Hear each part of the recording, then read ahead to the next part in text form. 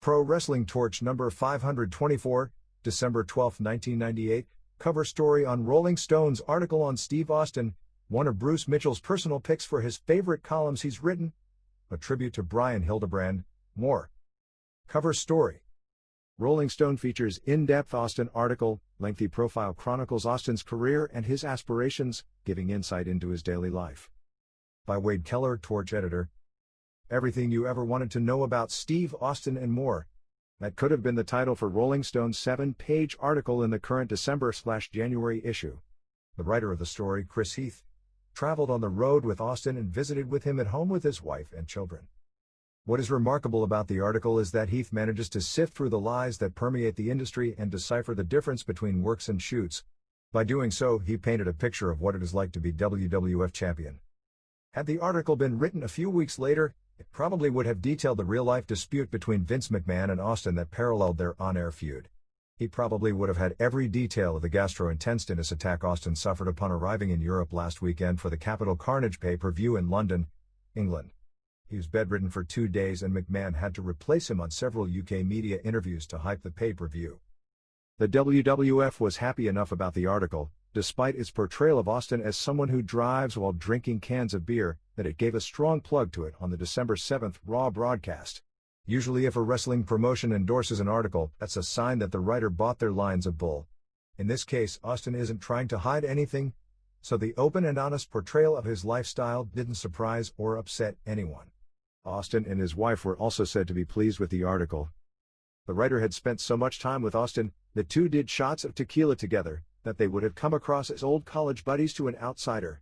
WWF publicist Jay Andronico, who shadowed Austin and Heath during their travels, probably looked like a stalker to an outside observer. The following are some factoids not previously known or reported about Austin. He was born Steve Anderson, but his biological father abandoned him and his mother, so he took the surname of the stepfather who raised him, thus his legal name Steve Williams. At Enna High School in South Texas, he was voted class favorite 3 years out of 4, and in his senior year he was Mr. Cowboy of 1983, i.e. Homecoming King. His former high school football coach thinks Austin is a bad role model. I guess if I were to sum it up, totally opposite then of what he is now, on TV. He's a totally negative role model, which is nothing like the real Steve that I know, that's acting. The coach said kids who wear some of the more controversial Austin WWF shirts are sent home to change. When Austin went to the WWF with the idea to change his ringmaster character, he told them he wanted to base his new character on the serial killer Richard Kulinski, nicknamed Iceman. He said the WWF faxed him 3 pages of names based on temperature. Austin said that missed the point, because the character was all about attitude. He said WWF wrestlers rib him about one WWF name idea, Ice Dagger. Early in their relationship, Austin and his wife Jeannie Williams, his on-air valet in WCW, used to kill time in motel rooms, tossing crushed beer cans into a trash bin across the room. On Christmas, unbeknownst to each other, they bought each other gifts that were really what they themselves wanted. Jeannie, who likes computers, bought Steve, who doesn't like computers, a computer. Steve, who likes to hunt, bought Jeannie, who doesn't like to hunt, a deer rifle. They traded gifts. His wife Jeannie won't watch Steve's matches live, but will watch them on video once she knows he wasn't hurt. Austin is still upset at Owen Hart for injuring his neck on a piledriver. When you do something as potentially dangerous as a piledriver, you have to be careful, said Austin. Did Owen acknowledge his mistake? I guess, Austin said, but I don't think he really did. Finally, he called me at the house once or twice. But I'll tell you what, if I damn near paralyzed someone, I'd have called them every damn day and said, hell, I'm sorry. Austin is unhappy, but accepting, of the WWF using his neck injury at SummerSlam 97 as the basis for the Owen Hart-Dan Severn angle. Cover story 2. WWF brings pay-per-view event to London. By Wade Keller, Torch editor. The WWF brought a jazzed-up version of their standard U.S. house show to London Arena in Europe on Sunday, December 6. In the main event of Capital Carnage, Steve Austin won a fatal 4-way match over Kane, Mankind, and Undertaker. Before the match, Shane McMahon announced some special stipulations. Gerald Briscoe would be special referee, Vince McMahon would be special commentator, the Bossman would a ringside enforcer, and Pat Patterson would be special timekeeper. Before the match, local soccer hero turned actor Vinnie Jones, who was in Austin's corner, and Bossman had a stare down. When Vinny made a move toward Bossman fled. Ref Briscoe then red-carded Bossman, a la soccer, and sent him to the back. Austin gave a stunner to Bossman, and gave Kane a stunner. Briscoe wouldn't make the count, so he gave Briscoe a stunner. Ref Earl Hebner ran out and made the count to end the match. Vinny came out and celebrated with Austin and Hebner in the ring, including all three popping open cans of beer. Austin made 2 curtain calls after leaving the ring. Rock was scheduled to face Hunter Hearst Helmsley, but Hunter's knee still isn't ready for a 15-minute match, so they announced early in the card X-Pac would take his place. Rock beat X-Pac via DQ when Hunter interfered. The 14-minute match was said to be full of hot action and near falls. After a flurry by X-Pac, Rock bailed out of the ring. Hunter and Chyna stopped him from going to the back. Chyna gave Rock a low blow leading to a near fall.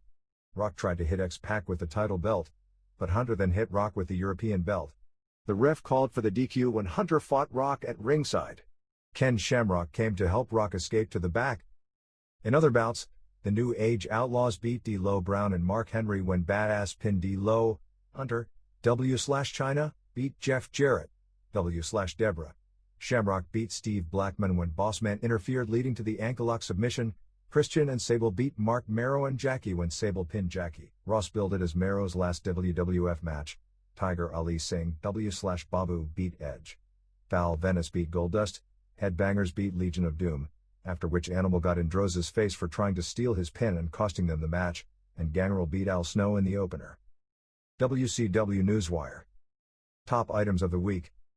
Giant, real name Paul White, was arrested Thursday night, December 3rd after a hotel employee accused him of sexual misconduct.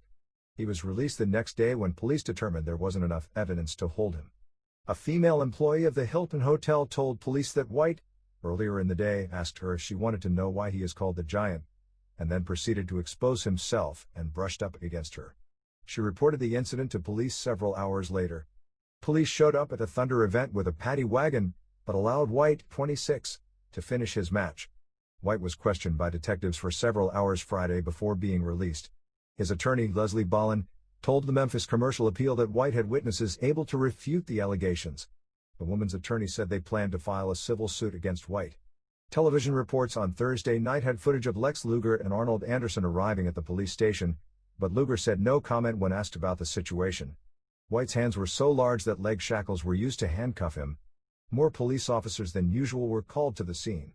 They told reporters that because Giant was so large, they wanted to be prepared in case he resisted arrest. The betting line in both the WCW and WWF locker rooms is that Giant will be joining the WWF next spring.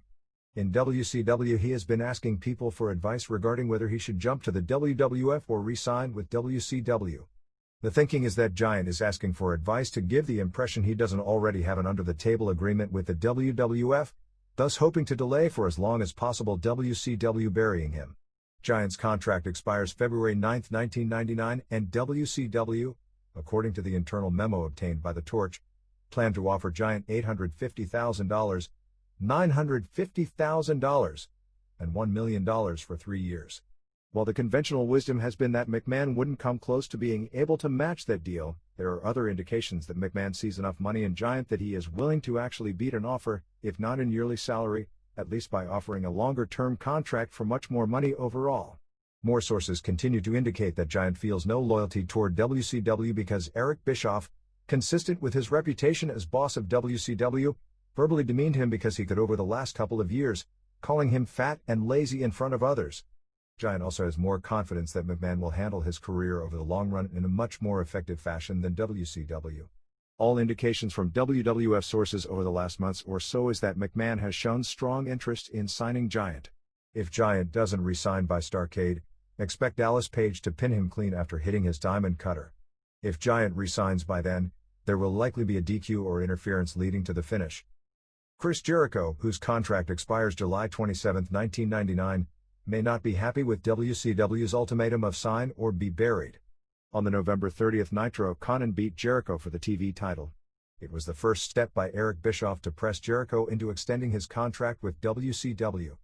December 6th on his personal website, in what could be merely storyline fodder, Jericho wrote, "Stay tuned to this page for news of a real-life conspiracy going on as we speak. Once again WCW is banding together to try to make me succumb, and I ain't backing down. For everyone who knows what I'm talking about, bear with me. If you don't, keep checking this site to find out more as the plot sickens. Jericho is making $225,000 on his current deal, and WCW plan to offer him $450,000 per year on a 3-year deal.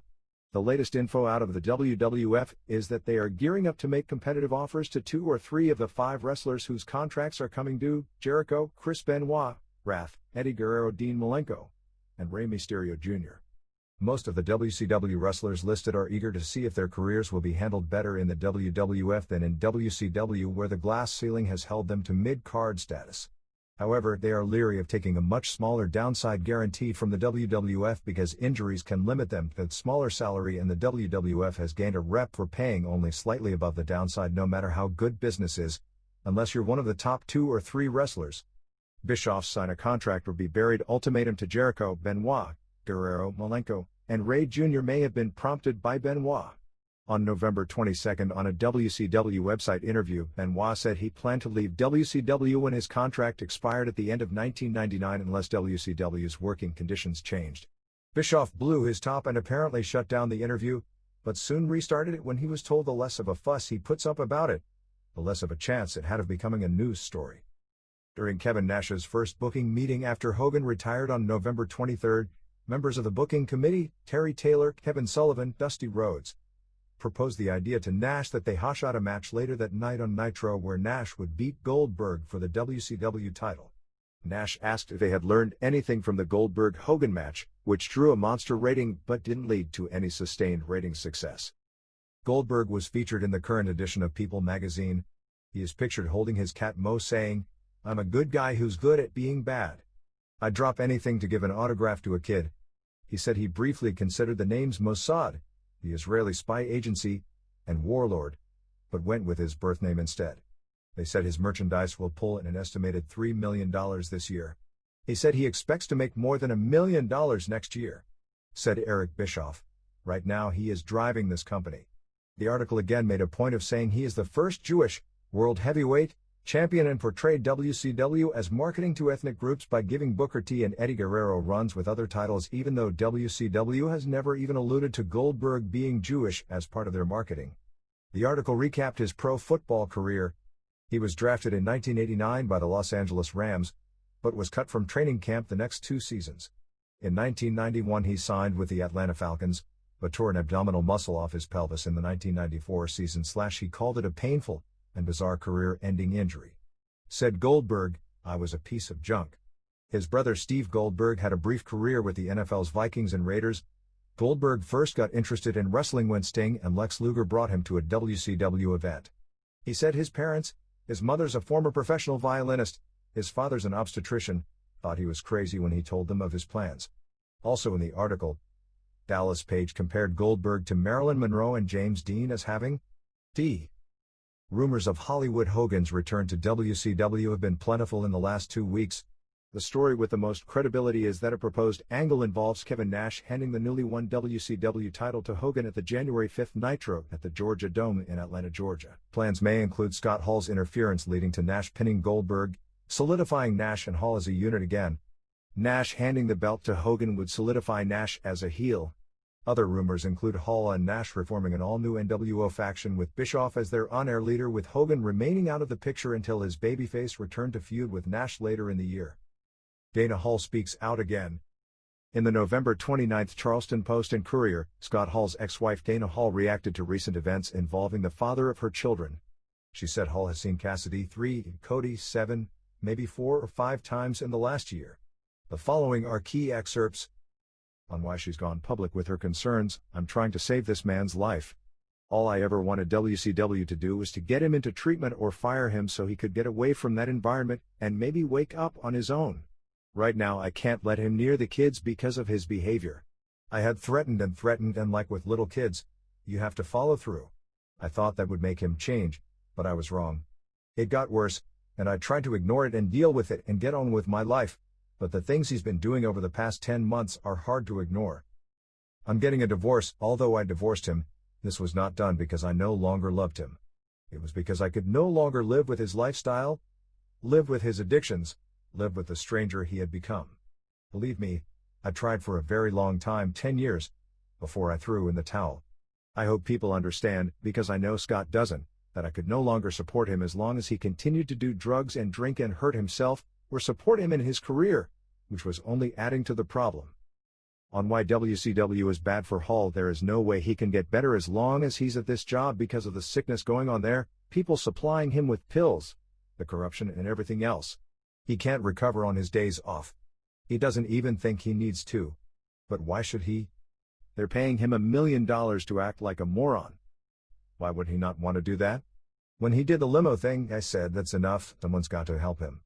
It was all over our local news. That's what started it all, a 40-year-old man scratching a limo. I thought that was definitely a cry for help. My son saw that and his friends saw that. It wasn't funny anymore. On how she and Scott originally met, we ran into each other in a bar and I was just out dancing with the girls, and he was there and that was it. On what she does with her time now, I go to church now. If anything, I'm either at a doctor or a lawyer, because I spend a heck of a lot of time around both of them these days. On when Hall began going downhill, after I got pregnant, he started the I am and stud thing, and that's when his head started getting a little big. It got worse and worse. He said his dream was to be in the WWF, and then it happened. His career exploded, and that's when he cliqued with Kevin Nash, Shawn Michaels, Sean Waltman, and Hunter Hearst Helmsley started. On Hall's conduct since their separation last January, for maybe 1 week he acted miserable, and then after that, he had a girlfriend and started with the crack, the cocaine, the topless bars, tattooed girls, 18-year-old girls, and the whole business. He wrecked 3 cars in a month, and 2 of the accidents were within 24 hours of each other. On her hope for him, maybe today something will hit him. Maybe because it's Thanksgiving week. Wherever he's going to be and whoever's invited him to Thanksgiving, at least he knows he's not going to be with us. That will hit him. Scott could die. What is it going to take? They think it's just wrestling. I spent 10 years with him and we have 2 beautiful children. We have every reason to be happy, and I'll be damned if I'm going to let drugs and wrestling beat me. Nitro woes continue. The December 7th lived WCW Nitro got blasted by Raw by one of the largest margins ever, 3.8 to 5.1 in the 2 concurrent hours. Overall, Nitro posted a 4.2 rating, including the first unopposed hour.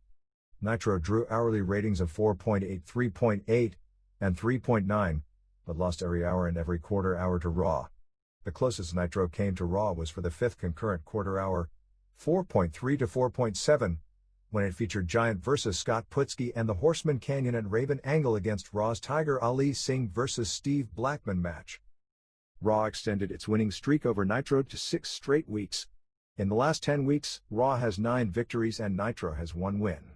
The 5-week average for Raw is 5.1 compared to 3.9 for Nitro. The 10-week average for Raw is 4.9 compared to 4.1 for Nitro. If it hasn't already, the ratings slide has to eventually lead to pressure from Bischoff's superiors to question what happened. That said, Nitro is still one of the highest-rated programs on TNT, but Raw is doing so well it makes WCW look weak by comparison. Thunder tapings. December 3rd in Memphis, Tennessee, WCW taped the December 10th edition of Thunder. Bobby Duncombe Jr. beat Chris Jericho. Jericho was originally awarded the match, but Conan came to ringside and informed the referee that Jericho had used the ropes for leverage. The referee started the match and Duncombe got the win. Saturn beat Glacier by DQ when Sonny Wanu interfered. Afterward, Saturn hit Wanu with a DVD. Norman Smiley beat Kaz Hayashi via submission. Ernest Miller cut a promo and instructed Wanu to find Saturn and beat him up. Rey Mysterio Jr. beat Juventud Guerrera by DQ when the LWO interfered. Kidman made the save for Mysterio. Lodi beat Booker T by DQ when Stevie Ray ran in and hit Lodi with a slapjack. After the match, Booker had a stare-down with Stevie. Chris Benoit beat Canyon by DQ when Raven hit Benoit with a paint can. Lex Luger and Conan beat Horace and Stevie Ray and Vincent when Scott Hall assisted the Wolfpack members. In the dark main event, Dallas Page beat Giant by DQ when Giant chokeslammed the referee, Chuck Morris. On the road. December 2nd in Nashville, Tennessee, no correspondent report was filed. December 4th in Tupelo, Ms. Silver King and Liz Mark Jr. beat Damien and Cyclope. Prince Iaukea beat Lodi. The first two matches lasted approximately 45 minutes and afterward there was a 30-minute intermission. Chris Adams beat Elvis Gonzalez. Cyclope without his mask. Ernest Miller beat Norman Smiley. Lex Luger beat Wrath. Diamond Dallas Page beat Scott Hall. Kevin Nash beat the Giant.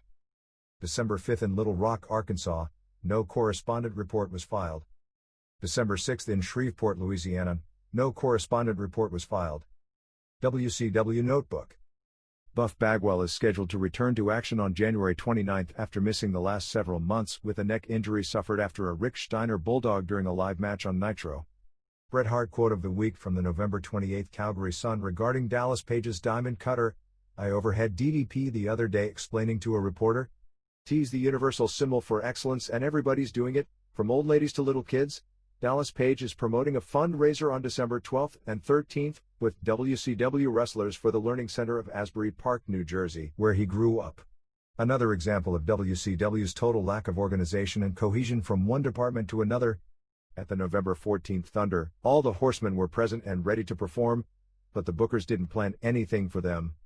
Rather than go out and fill time with nothing to say, everyone agreed it would be best to just not feature them. Lee Marshall was at Nitro, but not used despite Mike Tenney's laryngitis. American Vantage Caz.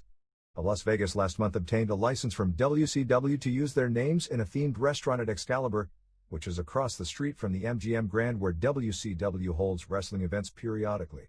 Considering American Vantage is also planning to use a 40-acre plot of land to develop a funeral home and cemetery, maybe a WWF/Undertaker tie-in would have been more appropriate. WCW wrestlers are scheduled to appear at the 350-seat restaurant and gift shop for autograph sessions 3 times per month. According to Chris Jericho on his website, the Jerichoholic Ninja who used to hang out with Ralphus the Bodyguard was maliciously murdered by Greenberg in Rochester, New York, last month. Rick Rude was backstage at the November 30th Nitro, but with Curt Hennig still out after knee surgery, there is no on-air role for him. Hennig, although scheduled for house show matches late this month, probably won't be ready to return by then. World War III buy rate estimates are between 150,000 and 250,000 buys, well below the average number of buys for recent WCW events. The November 30th Nitro drew 8,025 paid for $136,500. The November 26th Nitro Extra drew a 2.4 rating.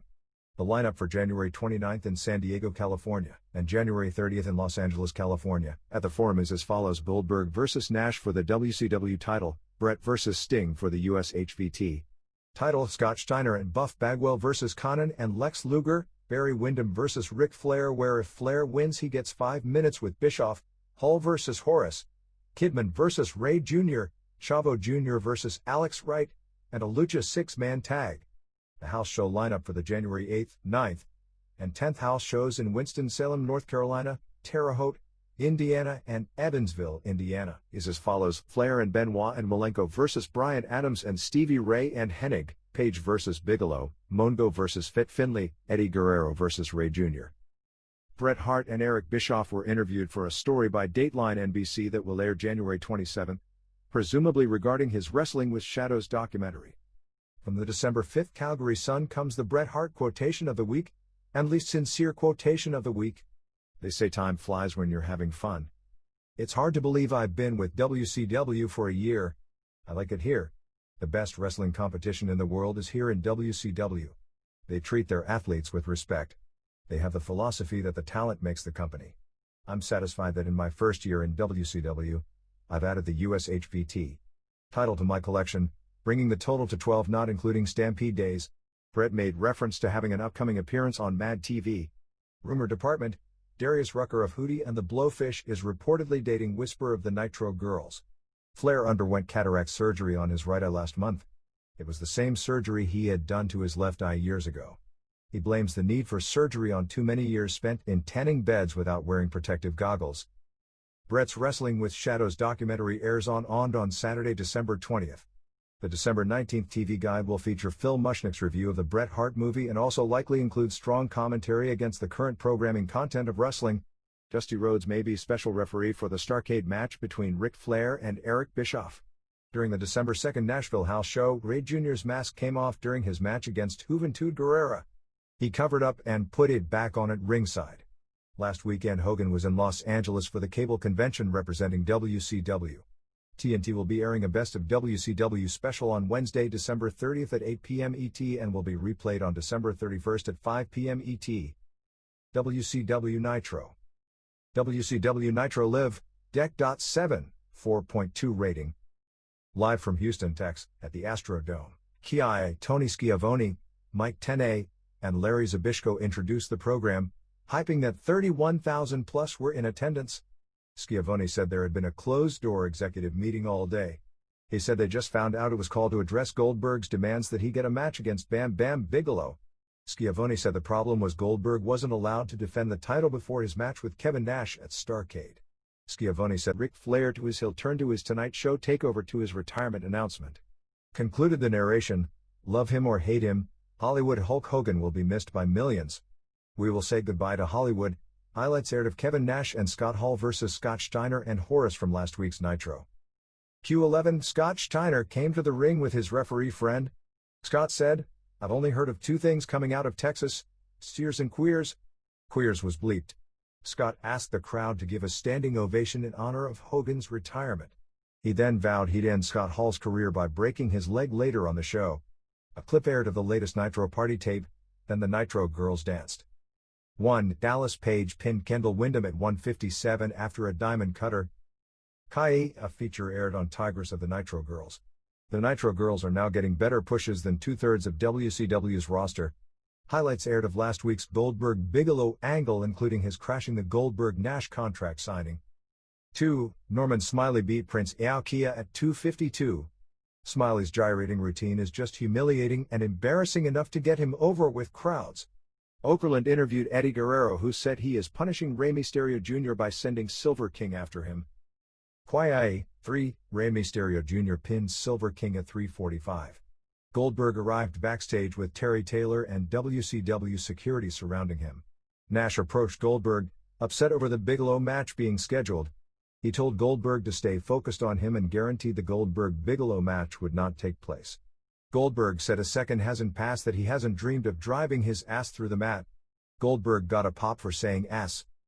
Q1, 4. Wrath pinned Renegade at 320 with a meltdown. Disco Inferno came out and called out Conan. When Conan came out, Disco told him to reveal the big news. Conan said he didn't know about any announcement. Disco then said that Nash has accepted him into the Wolf Pack. Conan smirked and walked away. Schiavone said Wolf Pack fans need not worry about Disco being in the Wolf Pack, saying Disco was lying or delusional. 5. Stevie Ray and Horace beat Disco Inferno and Kaz Hayashi at 425 when Disco was spike pile driven. During the match the announcers noted that with Scott Steiner talking about Hogan and Horace talking about recent phone conversations with Hogan, that Hogan still has a tremendous influence over the sport even during retirement. Q2, Kevin Nash came to the ring and said Goldberg may think he's running the show, but he's not. He said he wanted a three-way match with Goldberg and Bigelow later on the show because it's his right to get at Goldberg first. 5. Glacier beat Saturn via DQ when Ernest Miller was caught interfering at 410. The announcers were dumbfounded when ref Scott Dickinson awarded the match to Glacier instead of Saturn. Saturn retaliated against the ref by giving him the Death Valley driver. Tenay brought up that the bad officiating in the NFL had made its way to WCW. Q3, 6, Lex Luger beat Emery Hale via submission at 411 with the torture rack. Q4, Chris Jericho came to the ring with Ralphus. They showed a fan in the crowd dressed like Ralphus who looked even more out of shape than Ralphus. Jericho said he hates Cowboys, which means all of his faithful Jericho-holics hate Texans. Remember, he's in Houston, Texas. Jericho then mocked a southern accent and declared himself the true Texas hero. See, Brett, heels declare themselves heroes. True heroes let their actions speak for them. 7. Chris Jericho pinned Bobby Duncombe Jr. at 511 with his feet on the ropes for leverage. During the match the announcers talked about Paul Boesch, longtime Houston-based promoter who was regarded as one of the more honest promoters and all-around good people in the industry over the years. Heenan said Boesch was a fair man. Schiavone said that says a lot for Heenan to say that about a promoter. Q5. Fireworks lit up the roof of the Astrodome to mark the start of the third hour of Nitro. 8. Giant beat Scott Putski at 0:27. The match consisted of a chokeslam. After the match Giant called Page Leatherface. Heenan chuckled. Giant said beating Page will be an easy payday for him. After Giant left the ring, Heenan continued to chuckle about Giant calling Page Leatherface. Backstage, Conan talked to Scott Steiner's referee while he was getting his wrists taped. Conan said they'd tape him up Wolfpack style. Backstage, Kanyon chewed out Raven. He said he has been there for him, unlike his childhood friend Diamond Dallas Scum Page, who Kanyon said was probably at a convenience store opening, or Saturn. He even added that the man who broke him into the business, Roddy Piper, hasn't been around, but he, Kanyon, has been.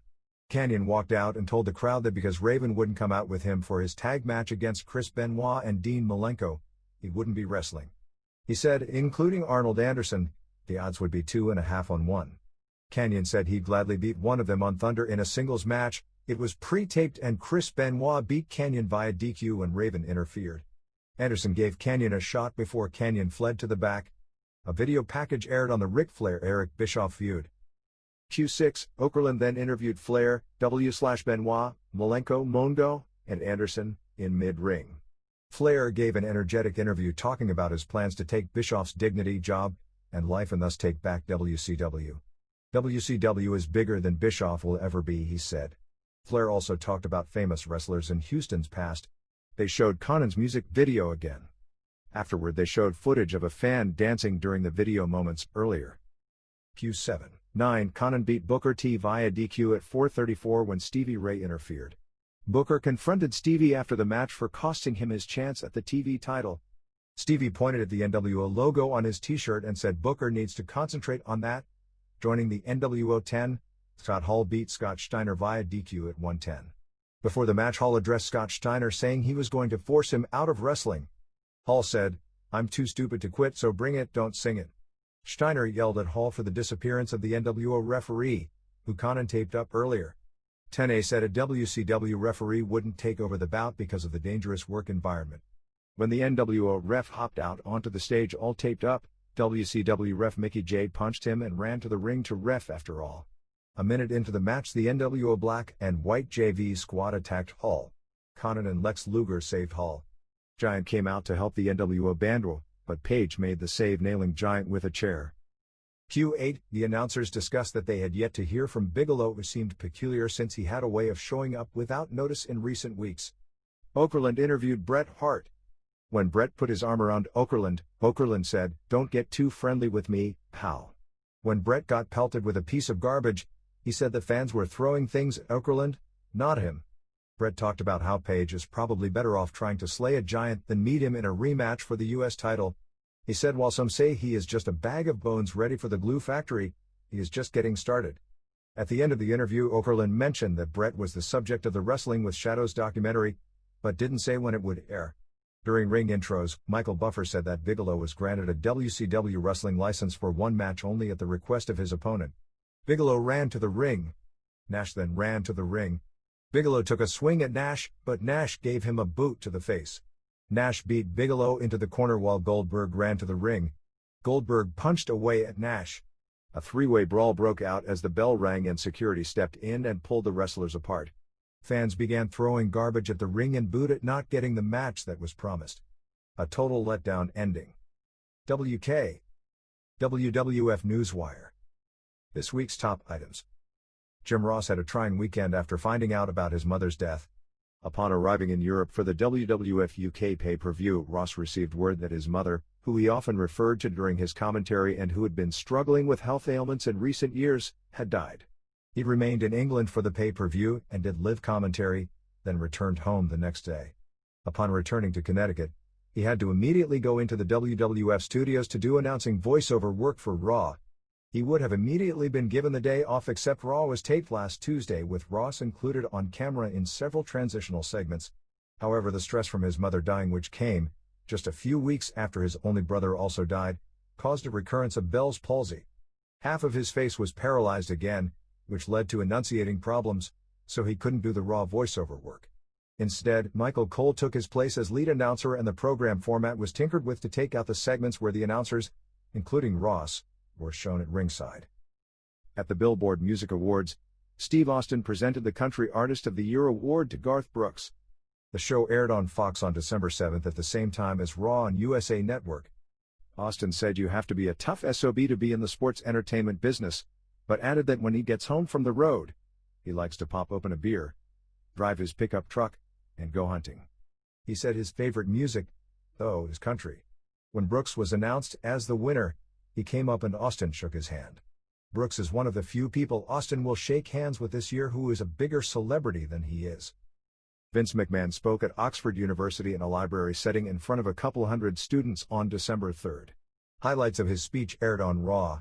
He was introduced by a female student jokingly as the evil chairman of the World Wrestling Federation.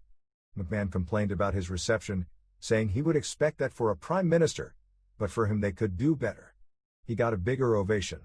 He talked about his life story building the WWF into a national company, did a tongue-in-cheek Hill bits, and even made reference to his balls the size of grapefruits line. He said he took steroids when they were legal in the 80s and enjoyed the buzz he got from them. He again claimed to be totally exonerated by the not guilty verdict in the steroid trial. He acknowledged the Bret Hart situation and explained his side of it. He again claimed he told his entourage to allow Bret one freeze within a few weeks. She apparently has veto power over which finished photos are used in the magazine. Raw extends winning streak. As reported on the address label of last week's Torch, the November 30th Raw last week extended its winning streak over Nitro to 5 weeks, and 9 of the last 10 weeks. Raw posted a 5.0 rating compared to Nitro's 3.9 rating in the concurrent 2 hours. Counting the first unopposed hour, which drew a 5.0 rating, Nitro average of 4.3. Raw outdrew Nitro in 7 of the 8 quarter hours. Nitro won the 7th quarter hour when it featured Scott Hall and Kevin Nash versus Scott Steiner and Horace. Raw, at the same time, featured Val Venis versus Tiger Ali Singh and the fight scene during the China Mark Henry date. Nitro began the head-to-head battle with a 4.2 rating, down from the 5.3 rating the preceding unopposed quarter hour of Nitro drew, featuring the Bret Hart-Dallas Page confrontation/interview and the beginning of Kidman versus Eddie Guerrero. Raw began with Steve Austin beating up the Insane Clown Posse and the Headbangers and drew a 4.5 rating. Except for the 7th quarter hour, that's as close as Nitro would get. The biggest ratings gap came at the start of the 2nd hour when Big Boss Man vs. Mankind in a ladder match and Dwayne Gill vs. Mark Merrow beat Booker T vs. Mike Enos by a 5.7 to 3.2 margin. Ken Shamrock vs. X-Pac drew a 5.0 rating compared to Nitro's 3.9 for Lex Luger vs. Bryan Adams and Dean Malenko vs. Barry Windham. After losing the 7th quarter hour, Raw pulled ahead in the final quarter with a 5.1 for Rock vs. Al Snow beating the Goldberg Bam Bam Bigelow Brawl and Dallas Page vs. Bret Hart, which drew a 4.1. The 4-minute overrun for Raw drew a 6.5 rating. For the record, Raw quarter hour ratings were 4.5, 4.7, 5.1, 4.9, 5.7, 5.0, 4.6, 5.1, 6.1. Nitro's quarter-hour ratings were 4.4, 4.8, 5.3, 5.3, Raw starts 4.2, 3.8, 3.6, 3.9, 3.2, 3.9, 4.7, 4.1. The 10-week average rating for Raw is 4.9 compared to 4.1 for Nitro. The 5-week average for Raw is 5.0 compared to 3.9 for Nitro. Shotgun Saturday Night. Aired November 21st. In the opener, D'Lo Brown beat Taka Michinoku in a very good match. Taka took a great bump when D'Lo suplexed him from the ring to the floor. In the end, Mark Henry came to ringside and splashed Taka on the floor and roll him back in where D'Lo hit the sky-high power bomb for the win. After the match, D'Lo and Henry cleaned house on all of the Kayanta members. Snow W/Head beat Singh W/Babu. Babu grabbed Head, but Snow got it back and hit Singh with it and scored the pin. The Hawk Suicide angle from Raw aired. Farouk and Bradshaw beat the Hardy Boys. Jackal came out onto the ramp to watch the match and wore a medallion with an astrological symbol similar to the one on the back of Farouk's and Bradshaw's tights. Scorpio and Bob Holly W/L Snow Head beat Too Much when Scorpio hit Scott Taylor with Head, allowing Bob Holly to pin Taylor. Aired November 28th, Jim Cornette and Michael Cole introduced the show by hyping that it was the 100th edition of Shotgun. D'Lo and Henry beat DOA W/Ellering when Ellering's interference backfired. Highlights from Raw aired of the embalming angle. The Blue Blazer, looked like Owen Hart, beat Taka Michinoku by submission with a sharpshooter in a very good TV match. Steven Regal beat Dick Togo with a modified fisherman's suplex. The Hardy Boys beat Stephen Dunn and Reno Riggins in a brief, but fast-paced match. Tim Whitehead. Aired December 5th. In the opener, the New Age Outlaws beat DOA, W/Paul Ellering, to retain the WWF Tag Titles. The match had a lot of heat and was much better than expected. Vince and Shane McMahon came out and watched the match from the rampway and appeared to be very pleased when the Outlaws won. Billy Gunn scored the win for his team after hitting a rocker dropper. Highlights aired from Raw focusing on the Steve Austin-Undertaker feud. Tiger Ali Singh, W/Babu, beat Goldust by DQ when Goldust dragged Babu in the ring and hit the Shattered Dream Kick. Footage aired from Raw of Mark Henry's date with China. Kaientai, W/Mr. Yamaguchi, beat the Acolytes by DQ when Bradshaw and Farouk snapped and attacked Mr. Yamaguchi. The show ended with highlights from Raw of Big Boss Man beat Mankind to win the Hardcore title. Tim Whitehead. WWF Notebook. Shawn Michaels may not be currently collecting disability insurance, as reported last week in The Torch. Instead, he may have an insurance policy that will kick in if he does retire due to permanent disability. If he has such a policy, it could encourage him to not chance it and return to the ring because his condition might be such that he wouldn't be covered by insurance anymore. Buffalo Jim's Wrestling School in Las Vegas, Nevada, has been running newspapers ads this fall touting former WWF champ Yokozuna as its lead instructor. The WWF has a sign outside of the former Debbie Reynolds Hotel, but has not begun renovating the hotel yet. A promoter of an upcoming Rolling Stones concert said his deal with the Stones gives him only 6% of the net, not 60% of the gross, which was reported in Minnesota when Stones tickets went on sale last month. If that's the case, it makes the estimated 15 to 20% of gross revenue that McMahon paid to the wrestlers at SummerSlam even more dramatically different than the Rolling Stones cut, although comparing the Stones to Stone Cold may not be highly relevant. The November 29th heat drew a record 4.5 rating, quarters 3.6, 4.2, 5.0, 5.3, benefiting from the channel switching taking place at the conclusion of the Sunday afternoon football games. The same weekend Livewire drew a 2.1 and Superstars drew a 1.6. December 5th to 6th ratings, Livewire 1.8, Superstars 1.6, E4.1 quarters, 3.0, 3.7, 4.6, 5.1. Ahmed Johnson is telling people he will be back in the WWF within a few months. That would surprise a lot of people. In the WWF, Blue Meanie and Al Snow reenacted the Psycho Shower scene on the Bite This website show with Snow attacking Meanie with head in the show. It was said to be funny. In a dark match at the London pay-per-view, Gross beat Mosh.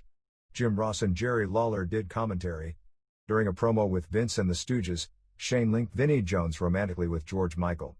Vince said the U.S. would take over England and appoint a Pakistani as the Prime Minister. Rock did a promo including imitations of Bret Hart, Hulk Hogan, Ric Flair, and Austin. Sable was originally scheduled to be involved in a women's title match. Insane Clown Posse walked out on the WWF before the New Haven, Connecticut tapings on December 1st. They are through with the WWF. TSN in Canada did not air the crucifixion angle at the end of Raw this week. Add Outlaws vs. Shamrock and Bossman to the pay-per-view. WWF Raw. WWF Raw is War, Dec.7, 5.1 rating. Taped December 1st in New Haven, Connecticut. Q1, 5.5. The show opened with highlights of last week's Raw angles. Michael Cole and Jerry Lawler introduced the show. Hunter Hearst Helmsley, X-Pac, and Chyna came to the ring. Chyna wore a leather bikini and the announcers talked about how good she looked. It's funny, only 2 years ago the announcers referred to her as a freak, but physically she's not even the same person. Not only did she have surgery to reduce her jaw, but she lost a lot of weight. Hunter called out the New Age Outlaws. The Outlaws came to ringside wearing suits.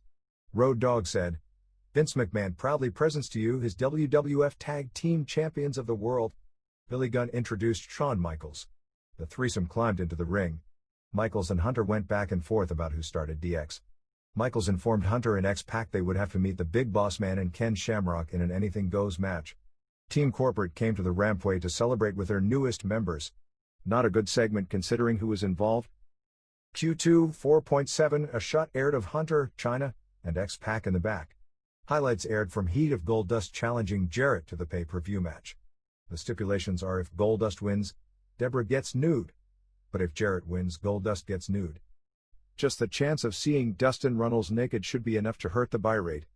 1. D'Lo Brown, W/Mark Henry, beat Jeff Jarrett, W/Deborah McMichael, at 4:23. During the match, Cole passed along his sympathies to Jim Ross, whose mother died, which explained his absence. The finish of the match saw Goldust come to ringside wearing only a trench coat. Deborah was on the ring apron to score the pin on Jarrett. Lame. A shot aired of Steve Austin complaining about his match to Tony Garea. Highlights aired of Vince's appearance at Oxford University. Q3, 5.12, Gangrel and Edge, W/Christian, fought the Headbangers to a no contest at 2:05. In the end, Luna ran out and attacked the Headbangers in retaliation for them cutting her hair. Tiger Ali Singh, Babu, and the oddities ran in and turned it into a brief free-for-all. Where does Tiger fit into this mess? A shot aired of Mankind talking to a stack of chairs. He said, "I love you. You've been used by so many men, but I'll never leave your side." After a break, a shot aired of Vince, Shane McMahon, and The Rock talking to Paul Bearer. Bearer had to reassure them that The Undertaker could be trusted. Highlights aired from Heat of Owen announcing his coming out of retirement to meet Blackman at the pay-per-view. Q4, 4.93, Goldust beat Owen Hart at 4:15. In the end, Deborah and Jarrett came out. Deborah wore a trench coat of her own and flashed Goldust. Rather than being distracted, it inspired him, or he's gay again, to score the roll-up pin on Owen. After losing to Goldust, Owen may want to reconsider his retirement plans. A split-screen shot aired of Austin and Mankind. Footage aired of the WWF's trip to Europe, including some funny spots with D-Lo and the locals. 4. Godfather and Val Venis fought the Acolytes, W/Jackal, to a no contest at 0:48. Before the match, Godfather gave the "Oz" to a fan for the night. The match was a waste of time as they brawled briefly at ringside and the ref called for the bell. Godfather and Val don't work well together and need to be split up. The obligatory shot of Austin aired before the break. Q5, 4.7, Austin came to the ring and cut a promo. He began talking about his pay-per-view match with The Undertaker, but Undertaker's music cut him off and his voice came over the PA system. A large Undertaker symbol was lowered to the ground and went up in flames after The Undertaker's promo. Small balls of fire fell from it and landed on the rampway. It looked fine on TV, but was a major problem at the arena, where it took several men with fire extinguishers to put the blaze out. After break, a replay aired of the previous segment. A shot aired of Mankind carrying a garbage bag searching for Austin. 5. Steve Blackman beat Tiger Ali Singh, W/Babu, at 2:10. Absolutely no crowd heat, as was the case for every match up to this point. Blackman actually won with a kick to the Tiger's gut. Neither guy is over in the least. Speaking of not over, Blue Blazer ran down the ramp, but tripped at the bottom. Blackman pounded on him until Owen ran out and jumped him. Lame. A shot aired of Mankind entering Austin's dressing room. Q6, 4.7, the announcers hyped the new edition of Rolling Stone, featuring an article on Austin. Why wasn't Austin on the cover? What would sell more magazines? A really rough picture of Jewel or any picture of Austin? 6. Mark Henry, W.D. Low Brown, beat Droz, W/Animal, at 3:24. 3 minutes in, Chyna came to ringside and climbed onto the ring apron. Henry held Droz and called for Chyna to punch him, but she paused and Droz slipped away. Droz said something to Chyna and she drilled him, which allowed Henry to hit a nice-looking power slam and score the win. Henry was all smiles. D'Lo kept pointing out that he won the match, but Henry was only worried about Chyna.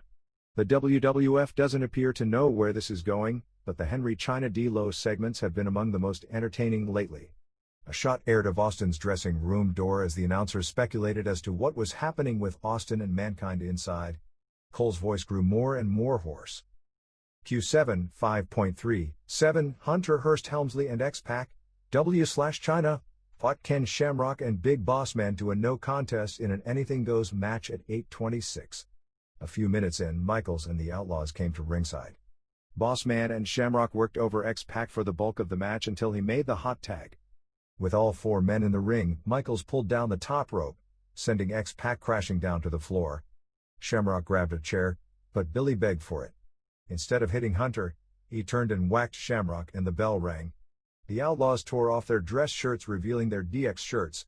The finish made no sense. Why would an Anything Goes match ever stop unless there was a pinfall? While the tease was well done, this needs to be the last Outlaw swerve for a while. They're beginning to rival Scott Steiner and Buff Bagwell. Q8 5.6 A shot aired of Austin returning to his locker room. Austin found a note that read, "Steve, have a cold one on me, I went to find Rocky." It was signed Mankind. Austin reached into the garbage bag Mankind left behind and pulled out a beer. He called Mankind a stupid bastard as he twisted the top off and drank the beer. 8. Steve Austin and Mankind beat The Rock and Undertaker by DQ at 8:18. After the heels were introduced, Mankind came to the ring alone and went right after Undertaker and The Rock. Austin came out and the heels came up the rampway after him. He hit Rocky with a clothesline and fended off Undertaker. They paired off with Undertaker fighting Mankind and Austin fighting Rocky. All four men brawled at ringside. Austin tossed Rocky into the crowd and Undertaker and Mankind went back into the ring. Undertaker hit Mankind with a chokeslam.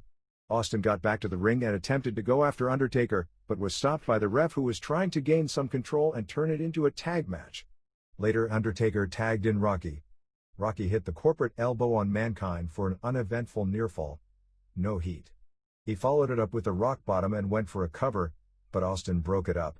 Undertaker came in and grabbed Austin. Q9 6.9 They rolled out to ringside as Shamrock and Bossman ran in and jumped Mankind for the DQ. Undertaker took control of the brawl at ringside. He threw Austin over his shoulder and carried him up the ramp. The Druids' music started to play and they came out. They helped Undertaker tie Austin to the Undertaker symbol. The symbol went up in the air, leaving Austin crucified and swearing at Undertaker. Undertaker did a nice job of looking possessed as the show went off the air. Why did they waste a Rocky Austin confrontation like this? Did they waste it to lure viewers into watching their big shock angle? Unfortunately for them, the angle was completely overhyped. Some will be legitimately offended, but some will have made that decision before viewing the show. It was hard to be offended as Austin wasn't really on a cross, nor did he strike the Jesus Christ pose, head tilted. What was offensive is how the WWF is risking his popularity with these crazy angles. Another problem is that the match did nothing to hype Rocky vs. Mankind.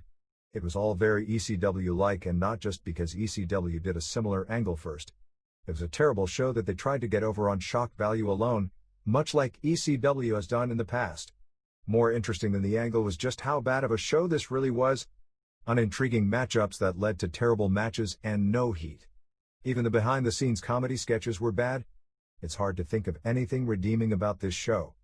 Are all of the factions diluting their potential matchups? Ross was missed badly. By show end Cole's voice was nearly gone. When healthy, Cole is a solid number 2 announcer, but isn't in Ross's league. Then again, neither are Tony Schiavone or Joey Styles. The worst Raw in years. JP. ECW Newswire. Douglas featured in article. The December 3rd edition of the Washington Observer Reporter included a cover feature on Shane Douglas. The following are key excerpts. On what makes ECW stand out, we're much more realistic and much more violent than the WWF and WCW. They call their sports entertainment and we call ours sport. You can't hold a good product down. If you create a better hamburger than McDonald's, you're going to make a ton of money. We're violent and vulgar, but we aren't tasteless. The WWF has become tasteless and WCW has become bland. We don't have the pyrotechnics or the Nitro girls dancing around. The bottom line is the product itself. We force the other two companies to get more competitive and tighten up their products, and force them to take a step more toward realism even though they're not. Regarding people asking him if wrestling is fake, he said, "It makes me angry. I do one of two things, I cuss the person out, which doesn't go very far, or I lessen the blow and ask what they think is fake. They can say whatever they want about it being fake. Fake to me implies that what we are doing is not real." Anybody at an ECW match can see the tables breaking, the chairs bending, and hear the sound of the joints popping. Any fan who believes wrestling is fake can sign a release form and then let a wrestler hit both of us with a metal chair. We'll see which one stays on their feet. It's a pretty simple experiment. We'll ask them afterward if they still believe wrestling is fake as they're on their way to a hospital with a concussion. Regarding his elbow injury, the elbow injury is without a doubt the most damaging injury I've had. The surgeons have taken everything out that they can. If I have any other injuries to my elbow, I'll need joint replacement and my career is over. On his legacy, I have my place in history. When people talk about the ECW champion, I was the first one. People who make it big in this world are the ones who take chances. Douglas also challenged Ric Flair to a series of shoot-real matches. Said Douglas, "My proposal would be a series of 3 matches. 1 in Pittsburgh, 1 in Charlotte, and 1 in Philadelphia, so it would be fair to everyone. I've proposed this through unofficial channels. Right now, he has a decision to make. If by next June he hasn't decided, it's too late. At this point, if it wasn't a shoot and I'd do a fake wrestling match, that would kill my legitimacy forever. It would kill me professionally." Flair has his feelers out right now to see if it's still possible to have a match with Shane Douglas. Because 5 years of animosity has built up, it would be a huge pay-per-view draw. I dislike Flair. He was the measuring stick for the 80s. When you talk about the best wrestler in the world, he was, and he proved it night in and night out. But he also used whatever political connections he had to keep a guy like Shane Douglas down. Question mark regarding challenging other top stars Shawn Michaels and Razor Ramon or sissies. Some people say why not? Steve Austin and Goldberg? First of all, I'd wrestle both of them in a heartbeat. I've wrestled Austin. The reason I wouldn't challenge him to that kind of a match is because he is a friend of mine. If it would be beneficial to ECW, I'd wrestle Austin. I'd wrestle Goldberg in a heartbeat. No question, he's a tough guy, but he doesn't know square one about wrestling. I have nothing personal against Goldberg or Austin, but I do against Flair, Hogan, Michaels, and Ramon. Charlie Soares. On the road. December 3rd in Buffalo, New York, ECW held a television taping. In the dark opener, Tommy Rogers beat out of this match sucks. Rogers won with the Tomahawks. Spike Dudley beat Spanish Angel. A short and lackluster match. Spike hit Angel with a low blow and followed it up with an acid drop for the win. In the first tape match, the FBI, W/Tommy Rich, beat Chris Chetti and Tommy Dreamer. Before the match, Rich introduced One Man Gang as the newest member of the FBI. The match started as the FBI versus Chetti and Supernova, but after a few minutes of action, OMG ran in. He hit Nova with 3 747 splashes and Nova had to be helped back to the dressing room, which left Chetti alone. Rich told Chetti to find another partner, so Chetti brought out Tommy Dreamer. Dreamer and OMG fought in the ring and it appeared to be a singles match, but Little Guido interfered, which brought Chetti back in. Heels worked over Dreamer while Chetti stood on the ring apron. Dreamer finally made the hot tag to Chetti. Dreamer and Chetti hit simultaneous DVDs. Rich distracted the referee, which brought out Jeff Jones. Jones ran in and counted to 2, but feigned a shoulder injury and stopped before counting to 3. Justin Credible ran in and caned Dreamer, allowing Guido to roll him up for the upset win. Shane Douglas came to the ring and announced that he and Taz would team up and meet the Dudleys and Sabu and Rob Van Dam in a 3-way dance. Taz came out and said he wouldn't team with Douglas. Douglas told Taz, "You can fight with me or against me." Taz reluctantly agreed to the 3-way dance. Big Dick Dudley W/Joel Gertner, signed Guy Dudley, beat Cronus. Cronus wore a neck brace, selling Taz's attack in Fort Lauderdale the week before. Cronus looked really flabby. A total squash that saw Dudley chokeslam Cronus through a table and hit the total penetration for the win. Masato Tanaka beat Justin Credible, W/Jason Chastity. Chastity came to the ring wearing a button-down shirt but took it off to reveal a tight, low-cut top and a short skirt for a big pop. Justin looked irritated and berated Chastity before the match. The match featured good back-and-forth action. Tanaka hit a tornado DDT, but Jason broke it up. Tanaka disposed of Jason, but Chastity interfered. Tanaka threatened to hit her, but kissed her instead. Tanaka hit a move similar to Buff Bagwell's Buff Blockbuster and scored the pin. After the match, Justin continued to yell at Chastity. Bubba Ray and Devon Dudley W/Big Dick, Joel Gertner, signed Guy Dudley, beat Shane Douglas and Taz, W/Francine, and Sabu and Rob Van Dam W/Bill Alfonso, to retain the ECW tag titles. Before the match, Bubba did his fan-bashing mic work. He incited a couple of fans to jump over the railing, but they were stopped by security before they could get into the ring. Gertner introduced himself as Joel. "The ladies understand why I'm called the Backdoor Man Gertner." The match was all action and went all over the building. At one point Douglas was thrown into the ringside railing and passed out cold. Paramedics were called and smelling salts were used. Douglas was foaming at the mouth and looked to be in bad shape. Paul Heyman came out and eventually helped Douglas to the back. In the ring, the Dudleys hit Sabu with the Dudley Death Drop for the win. New Jack beat Rod Price. Before the match, Lance Storm and Tammy Lynn Bitch came to the ring for their match with Mikey Whipwreck. Mikey came out, but Storm told him that he'd just finished watching the Bret Hart documentary and added, "Lance Storm isn't gonna screw Lance Storm and Paul Heyman isn't going to screw Lance Storm.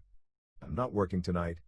Storm left the ring and Mikey cut a promo calling Storm the biggest chicken SH I've ever seen in my life. Mikey challenged anyone in the locker room to wrestle him. Rod Price came out and accepted his challenge, but Mikey said, "You don't wrestle, you fight," and hustled to the locker room. Price called Mikey a chicken SH and challenged anyone from the locker room to a match. New Jack came out with his garbage can full of weapons and accepted the challenge. New Jack used a telephone, a powder-filled guitar, a cookie sheet, and a hockey stick to pummel Price. Price didn't get in any offense and New Jack scored the pin after about 3 minutes of action. After the match, New Jack tossed his weapons to the crowd. Balls Mahoney beat Danny during W/Angry Amish Roadkill. It seemed odd seeing Mahoney and During so late in the card. Before the match, During asked the crowd not to swear out of respect for Roadkill. During read a poem to an attractive woman in the crowd, who was sitting on a man's shoulders. The poem went, "Unhook your bra, take off your panties, look out honey, 'cause here comes Danny." The match itself was very boring and dominated by wrist holds. Balls hit a top rope dive onto During and Roadkill, but that was the only excitement in the match. Balls hit the Nutcracker Suite on a chair and scored the pin. Roadkill ran in and attacked Balls, but Axel Rotten made the save with his barbed wire baseball bat. Rob Van Dam, W/Bill Alfonso, beat Lance Storm, W/Tammy Lynn Bitch, to retain the ECW TV title. Storm came out and said he had a change of heart. He challenged any of ECW's champions to a match. Van Dam and Alfonso came out and accepted the challenge. During the match, Alfonso dove through the ropes and choked Bitch, but Storm quickly saved her. The match went into the crowd where Van Dam hit a somersault off of the railing onto Storm. In a funny spot, Alfonso snuck up on Bitch and blew his whistle in her face. Bitch ran to the other side of the ring with a terrified look on her face. Van Dam grabbed a chair and attempted a Van Daminator, but Storm ducked and hit Van Dam with the chair. Van Dam came back and hit the Van Daminator, followed it up with a frog splash, and then scored the pin. The best match of the night by far. Overall, a solid show with a hot crowd for most of the night. No return date was announced. Mike Johnson. December 4th in Pittsburgh, Pennsylvania, at the David Lawrence Convention Center, Tommy Rogers beat the Spanish Angel. Masato Tanaka won a 20-man Rumble Royal by eliminating Bubba Ray, Roadkill and During, W/Lance Wright, beat Supernova and Dreamer, Bubba Ray and Devon, W/Joe Gertner. Sign Guy Dudley, Big Dick Dudley, beat Spike Dudley and Cronus. Chetty beat Justin, W/Jason, Chastity, when Dreamer interfered. Sabu beat Balls Douglas, W/Francine, beat Tanaka to retain the ECW title. Several members of the Pittsburgh Steelers, including running back Chris Fuamachumafala, came out to watch Douglas's back. During the Dudleys match, Fuamachumafala ran in and speared Bubba Ray. On ECW's website later that weekend, they reported that ECW was considering legal action against the Pittsburgh Steelers, especially Fuamachumafala for spearing Bubba Ray. Said the website, despite Fu's NFL caliber tackle, Bubba Ray and Devon Dudley did not break character and went on to retain the belts. Fuamachumafala is now out with a torn hamstring, so he may take heat for participating in the wrestling angle if that question. December 5th in Cleveland, a correspondent report was filed. December 6th in Altoona, Pennsylvania, Tommy Rogers beat the Spanish Angel.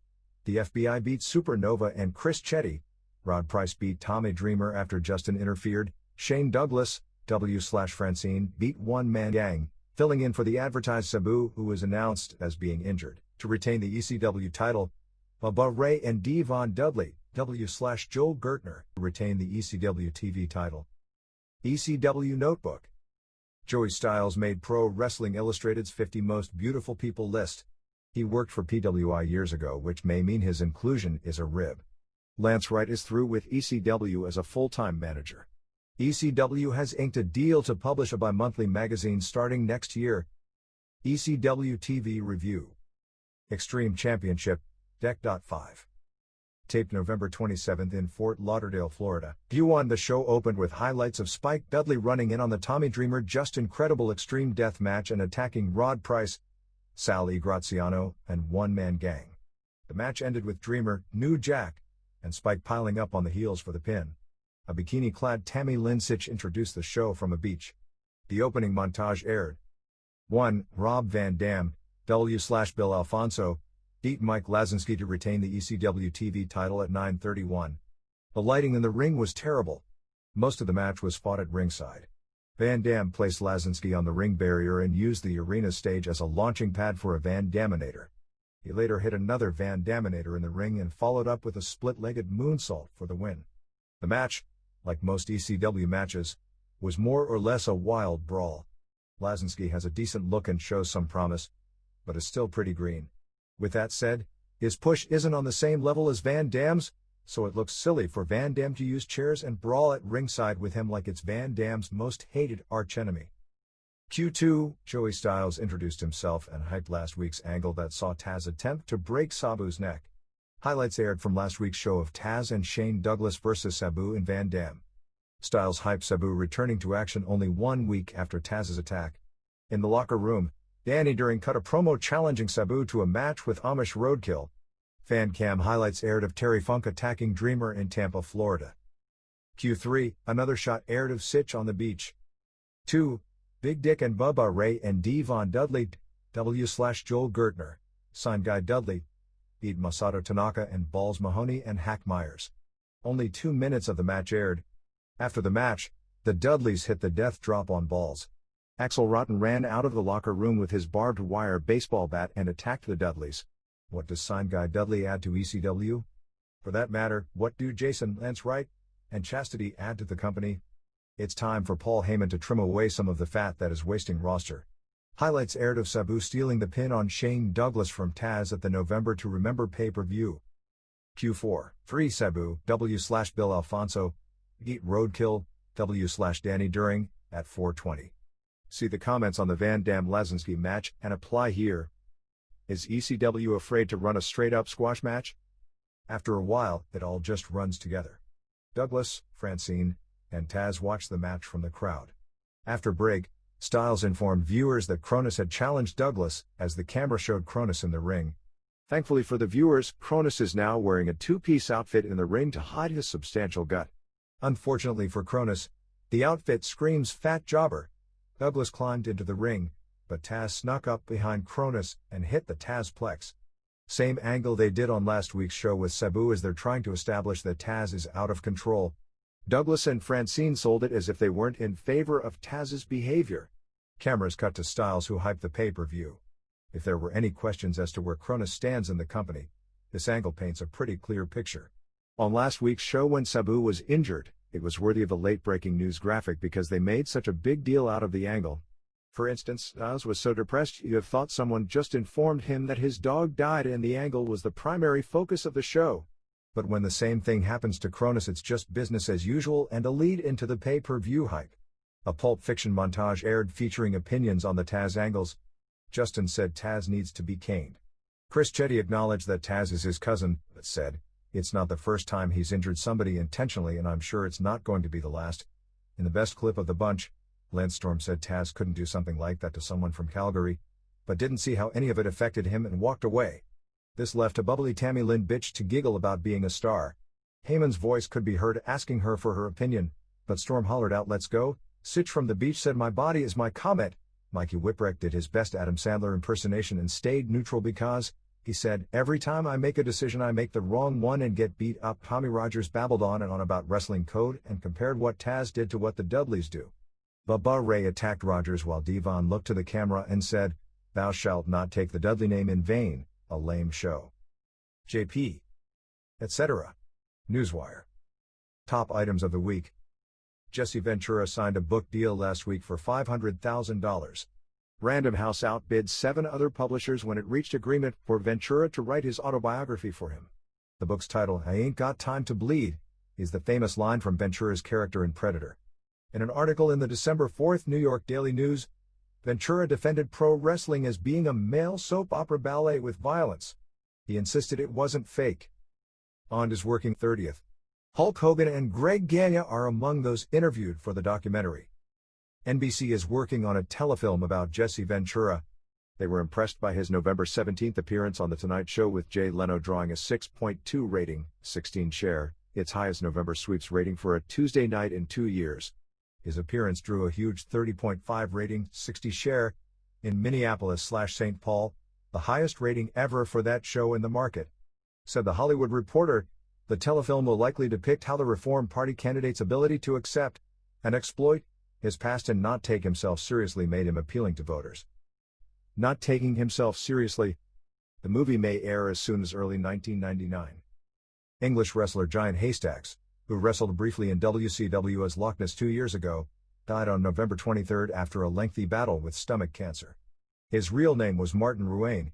He was in his early 50s, and he was billed at 6'11". He was actually 6'7" and 650 pounds, a weight he did actually reach during his career. He also wrestled as Luke McMasters. He was one of the top stars in England during the wrestling boom period on television there in the 70s in his feud with Big Daddy. The most famous midget wrestler ever, Skylo Low, died at age 70 on November 6 in his home in Pointe-Clement, Quebec after a lengthy illness. He debuted as a wrestler in 1948 and retired in 1982. Christine Jarrett, mother of Jerry Jarrett and grandmother of Jeff Jarrett, who died on November 19 at age 75, was one of the first prominent female promoters of professional wrestling ever. She promoted circuit shows in Evansville, Indiana, Louisville, Kentucky, and Lexington, Kentucky, for 20 years. She was largely responsible for breaking Jim Cornette into the business as a manager. He had been a ringside photographer throughout his teen years. She continued her role as a ticket taker at the Nashville Fairgrounds through various incarnations of the USWA, and most recently Music City Wrestling until earlier this year.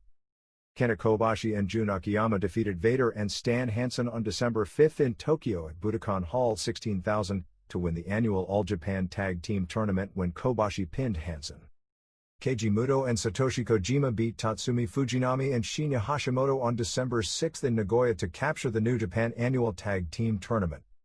New Japan's January 4 Tokyo Dome event headlines with Scott Norton defending the IWGP title against Keiji Muto.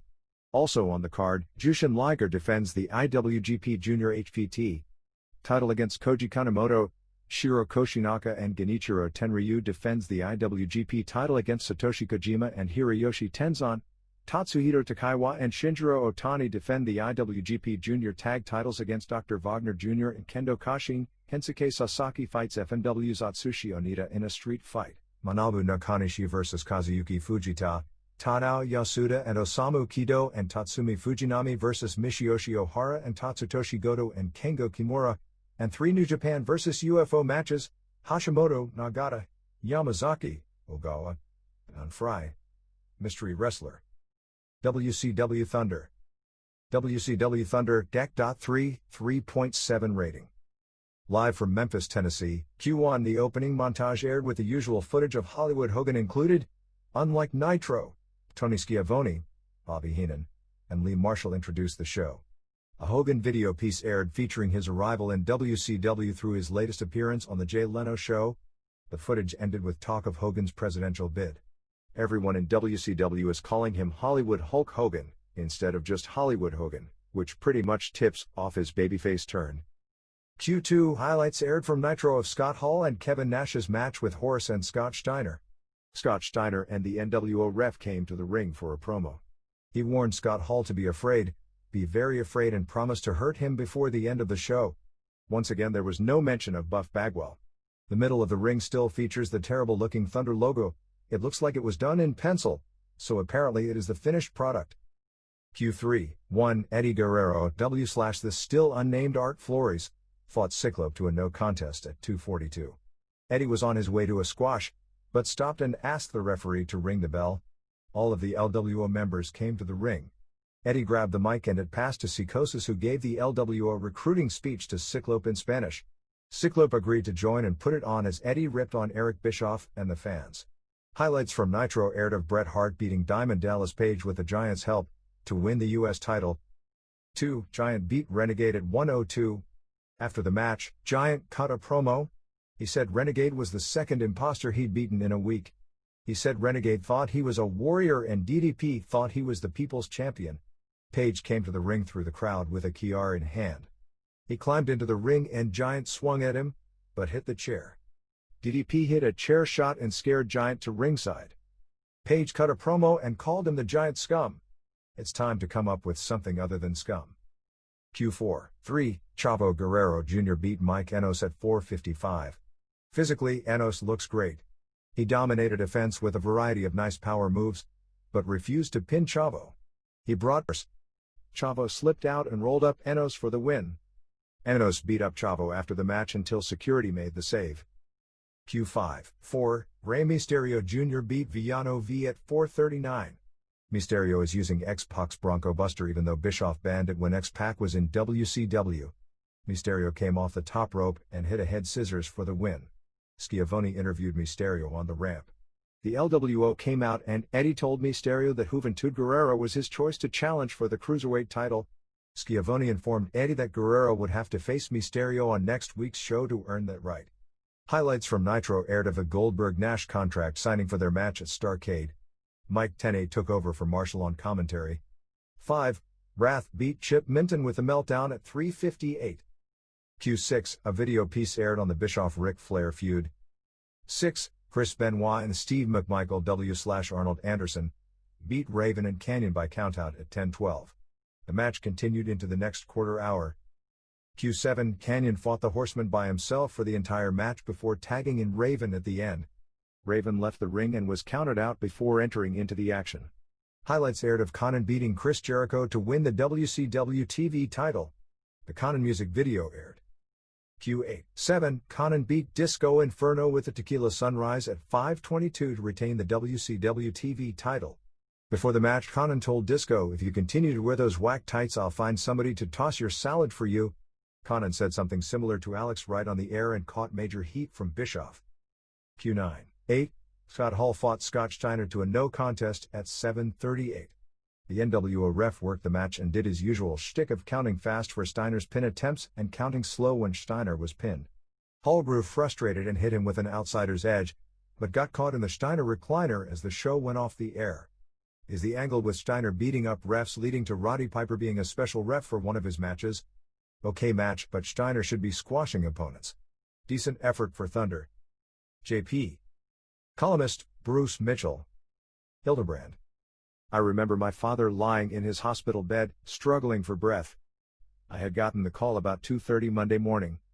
I drove the hour back to Durham to find my mother, my brother, and our minister gathered around the bed watching the oxygen mask bob up and down on his chest, irregular rasps and low whispers the only sounds in the room. Doctors had begun to broach the subject of what to do about the respirator. By the middle of the next afternoon, Dad was chatting amiably with visitors. This was cancer. Cancer transcends expectations. It started only months before. My father, a year before his retirement from Belk department stores, started having liver problems. Basically, he turned yellow. My parents had raised 3 children, gotten them college educations and out of the house. They had weathered the storms of 3 decades of marriage and were getting ready to enjoy the travel and relaxation of retirement. It was wrong that they had to face this just as they were about to enter this new phase of life. Cancer transcends fairness. First, the doctors said it was liver cancer and explained that if several internal organs were removed, my father might lead a life of diminished capacity for a few more years. Then they said it wasn't liver cancer, it was oat cell cancer and chemotherapy might get it all. That sounded good. Except he kept getting violently sick because his body couldn't fight off infection.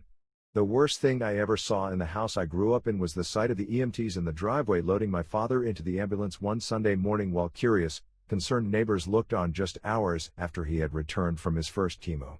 Then the new oncologist matter-of-factly told us that the cancer had spread to his brain and radiation treatments were all that were left. Every time things looked bad, Dad would somehow rally. Every time he would rally, things would go wrong. The doctor said one thing, the doctor said another. Cancer transcends knowledge. I remember my father on the phone with old friends wishing him well. I remember him when his mind had traveled back 40 years and he thought he was single in Atlanta. I remember him asking over and over for pain medicine because he had no sense of time and feeling guilty and foolish because I wouldn't get the doctor. I remember the ritualistic ticks and scratching, the repeating of phrases that had lost their meaning. I remember my mother, angry and confused because the doctors contradicted themselves and nothing made sense. Even now she sometimes second-guesses herself about impossible choices. I remember my sister heartbroken because her dad was leaving her. I remember my brother, in the midst of a separation, trying to do things the way he thought our father would in the same situation. I remember coldly watching, trying to cling to a naive notion that where there's life, there's hope, all the while learning the bigger, bitter truth that death defines life. I remember escaping the antiseptic whites of hospital rooms in the seamiest bars I could find, seeking out depravity as a distraction. But I also remember the people who came from the church, the neighborhood, the stores, his old college, his hometown, who said kind words, cooked food, shared memories, and did big things and little things to help. I remember the 2 ministers from the church who sang hymns to him and laughingly ignored my jibes of "Hey, Indigo girls, has he suffered enough?" Cancer transcends everything but the peace that passes all understanding. 1 star, 1 star, 1 star. Brian Hildebrand is battling inoperable stomach cancer. He is 36 years old, newlywed, and in the last few years achieved his lifelong dream of working for a major wrestling company, becoming the game's best referee during one of the biggest boom periods in wrestling history. Hildebrand has the singular privilege of earning universal respect from every corner of the business. He was a member as a kid of the Wrestling Fans International Association back when only the most serious of serious fans traveled to the old territories for yearly conventions. A native of Pittsburgh, he started out in the business from Bruno Sammartino's pal Dominic DeNucci's school with Troy Martin, now Shane Douglas, ECW champion, and Mick Foley, he of the Three Faces. He worked up and down the East Coast for no money as manager Mark Curtis, even writing an article about his experience working with the Icon's icon, the late Bruiser Brody, for a Torch annual. He trained as a wrestler in the luchador style and used a Technico-Rudo gimmick on independent shows. He became Jim Cornette's Renfield, his right hand in the last territory, Smoky Mountain Wrestling. He did everything, traveling through the mountains of Tennessee, Virginia, and West Virginia to a car, 8 hours a trip, to towns where the meanest coal miners, the worst peckerheads, would spit at you as soon as look at you. He worked in the front office. He put up posters. He refereed. He played the master Kevin Sullivan's disciple in video skits. Cornette wanted to make a point about a new style. In his spare time he wrote up booking plans for Cornette to critique. He did all this while working a full-time job at a shoe warehouse. Brian learned the business the way the old-timers did. This is where I got to know Brian a little. SMW shows ran on the outskirts of North Carolina and were, particularly in the beginning, a welcome alternative to what passed as sports entertainment at that time. A longtime friend of mine, Casey O'Connor, even got a job with the promotion and butted heads with Brian from time to time. At first it was a cool place to visit. One night in Johnson City, after Stan Lane lost a loser of the Fall Leaves Town match to the Rock and Roll Express, and I had amused myself by standing next some teenage girls and claiming that Ricky Morton was going to lose, I remember talking to Brian as he changed shirts and smoked a cigarette. What stuck with me was not the conversation, but the realization that Hildebrand might just have been the best conditioned athlete in the company.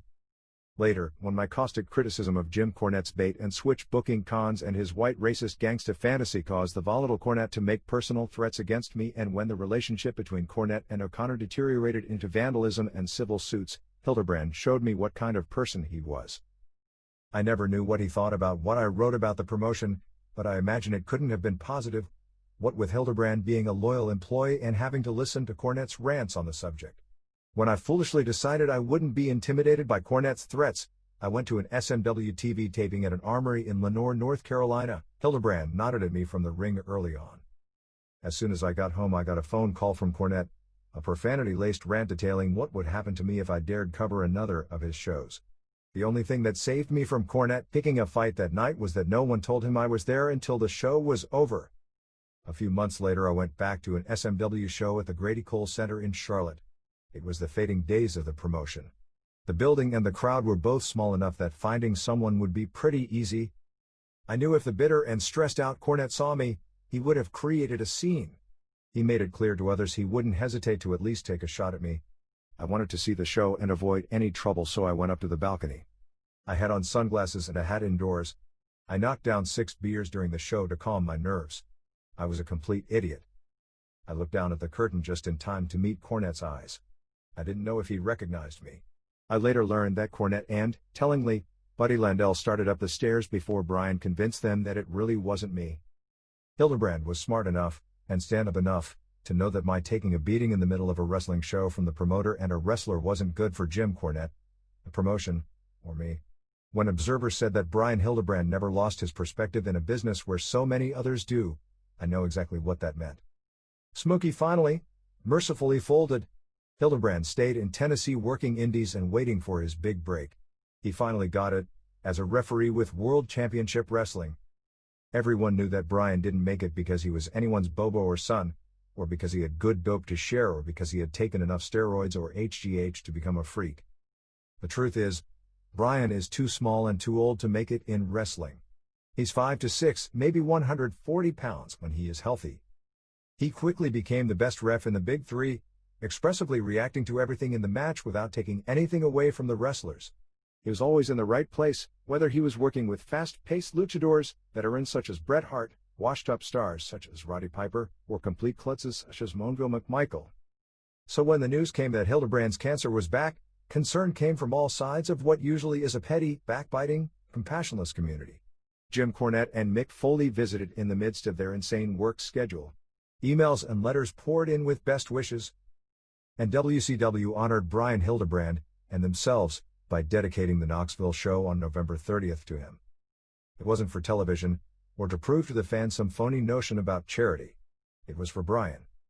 The show started with Mike Tenay introducing Bryan and his wife, who sat at ringside most of the night. He then brought out the rest of the Nitro crew. It must have been the first time Tony Schiavone, Larry Zbyszko, or Bobby Heenan had been at a house show in decades. Schiavone told the story of how the 140-pound Hildebrand took down a huge drunken fan who jumped into the ring during a live Nitro and held him until security arrived, earning himself the nickname the Shooter. Heenan did his world's gentlest heel shtick, telling Bryan if he made love 4 times and drank 8 glasses of water a day, he'd be cured. A few matches later, Tenay brought out SMW alumni Tim Horner, Leigh Thatcher, Sandy Scott, Dirty White Boy, and the Dirty White Girl in a rare nod in the modern era to a rival promotion, who even if defunct, was not exactly fondly regarded by WCW. The spirit, if not the body, of Jim Cornette was definitely felt in the old SMW home. In the back, wrestlers went out of the way to show their concern and affection for Bryan. JoCo referee Charles Robinson worked the first match and then taped the rest of the show as a gift to Bryan. After the show, the main event wrestlers waited to have their pictures taken with Bryan.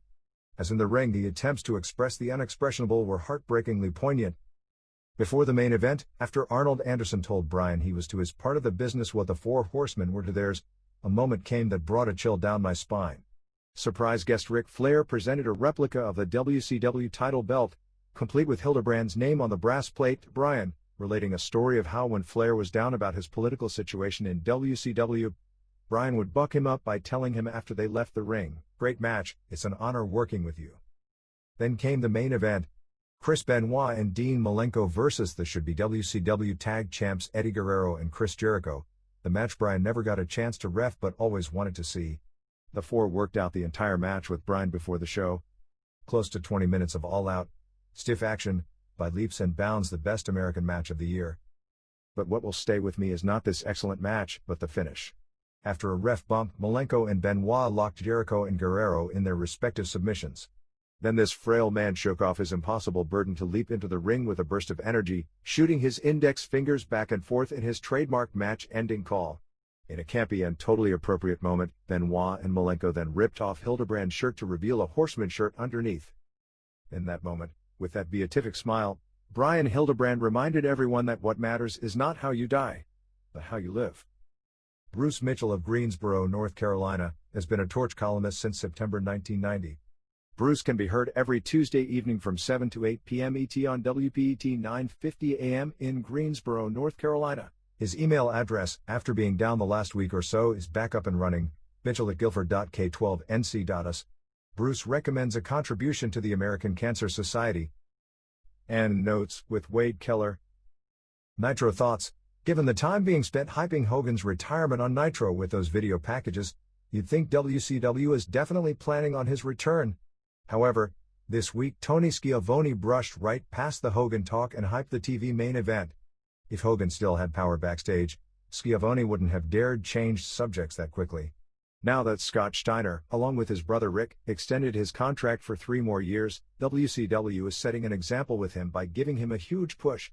Since Bischoff goes hunting with Rick and is about as chummy with the Steiners as any of the wrestlers on the roster, it's no surprise Scott is being anointed as Hogan's replacement. The live crowd got to see one in-ring interview during the first 26 minutes of Nitro and no match. Could anyone have a facial expression that said going through the motions more than Prince Iaukea? Chris Jericho is thoroughly entertaining, But to move to that next level, sometime he is going to have to establish that he is somebody to take seriously once that bell rings. It's important for a heel to show ass, but Jericho shows too much and comes across as too much of a comedy figure. Kanyon is starting to establish a credible character now that he's hounding Raven to get out of his self-pitying funk. It is so incongruent on the surface to have the announcers talking about Hogan as a potential president without bringing up his heel tendencies as the leader of the NWO Black and White. Luger looked like a 6-footer against the giant jobber he wrestled. It was nice to see Paul Bosch's name get a pop from the trendy Nitro fans when Flair mentioned his name. Flair gave one of those energetic, inspired interviews that shows why he has been able to sustain his popularity despite political forces working against him so much over the years. I am surprised Nash hasn't done anything to put his stamp on the WCW product. Granted, he could probably explain how everything makes a little more sense than it used to, but overall the program has the same overall feel to it. The first hour is full of necessary crap that they wouldn't dare put on opposite of Raw. The second hour is used to hype a match that either won't take place or will end after a minute or two with a run-in. And the third hour ends with a main event that leaves a bad taste in viewers' mouths. WCW's dilemma is that they have tried to offer main events between second-tier wrestlers, but they get thrashed in the ratings by Raw. Most second-tier or borderline top-tier wrestlers want to be put in a position to look bad, especially like last week where Rock vs. Al Snow soundly beat the Brett vs. Page match in the ratings, so WCW is stuck offering only pay-per-view caliber main events. The only problem is they don't want to actually give away a full-fledged match, much less a clean finish, so they don't deliver anything at the end, but hope they at least tricked viewers into watching the screwjob play out. The months and months, actually, now it's years, of bait-and-switch advertising on Nitro is one of the reasons they get killed in the ratings, even when offering up what would seemingly be a competitive match, Goldberg vs. Giant, and this will sound radical and unrealistic, formulate a 3-month or 6-month plan to rebuild credibility with the audience. In the meantime, they have to be willing to accept defeat in the final segment each week. The hotshot main event approach is dead because there isn't anyone left to hotshot with. Raw isn't winning the ratings only because of the raunchiness and controversial nature of the program. It's winning because it's figured out a way to deliver main event matches that draw ratings without spending equity built up for a pay-per-view match. The WWF's main events have drawing power, even if the star power isn't equal to WCW's, because viewers have learned over time that the WWF's main events usually add a layer onto the ongoing storylines, feature a reasonable amount of wrestling, and more times than not feature a more creative finish than WCW's infamous NWO run-in. There was a time when Bischoff was inspired to kick the WWF's butt in the ratings. Now WCW isn't even going over the top of the hour anymore because they kept losing. As much as it had a tendency to backfire and work against him sometimes, Bischoff needs to take the losses personally. If Bischoff doesn't get inspired to make necessary long-term changes in the approach of Nitro, then in a year Raw is going to be on the verge of breaking Nitro's record for consecutive winning weeks. All of that said, Raw was a pretty mundane show this week with bad wrestling and a corny angle to end the program. Raw thoughts. The WWF did a good job in post-production covering for the weak-looking Undertaker chair shot that knocked out Austin before he was strung up on the logo. Despite controversy all week leading up to the airing of the Austin crucifixion angle on Raw after seeing it, I didn't think it was anything particularly controversial. It was meant to be visually spectacular, and it came close to being that. And it was meant to position Austin in a vulnerable and humbling position thanks to Undertaker. In that respect, it succeeded.